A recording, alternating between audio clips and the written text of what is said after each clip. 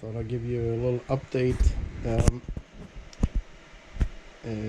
I'm super proud, but John Swarbrick, the designer of Kookaburra 1, 2, and 3, has given me some drawings, or some line drawings, and I'm actually printing how the stern of Kookaburra actually looks like Kookaburra 2.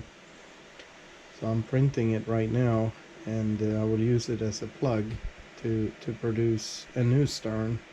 So the build is kind of halted right now because I want to build a new stern and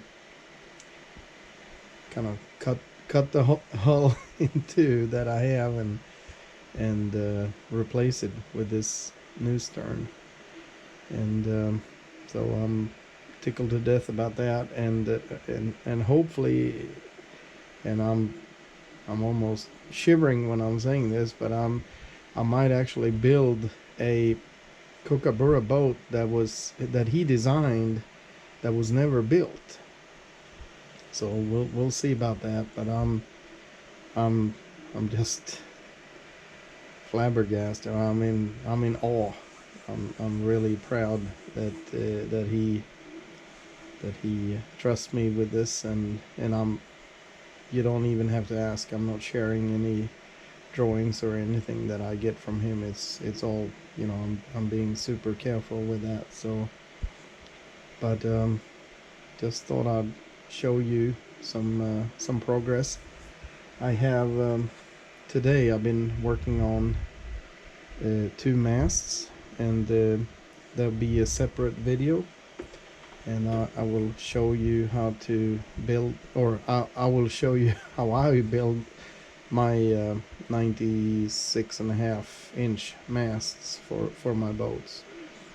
And I'm using 3 different diameter carbon fiber tubes, and I put them together in a certain way, and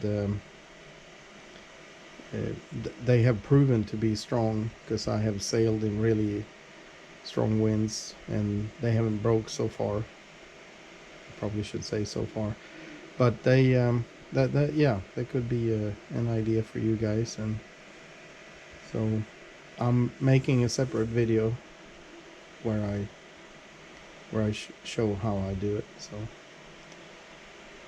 hope everyone is staying safe from the COVID-19, and as you can and I think you can see on this video that it's stringing. I'm printing in PETG, which I don't really like using for plugs, but it's the only thing I have at the moment.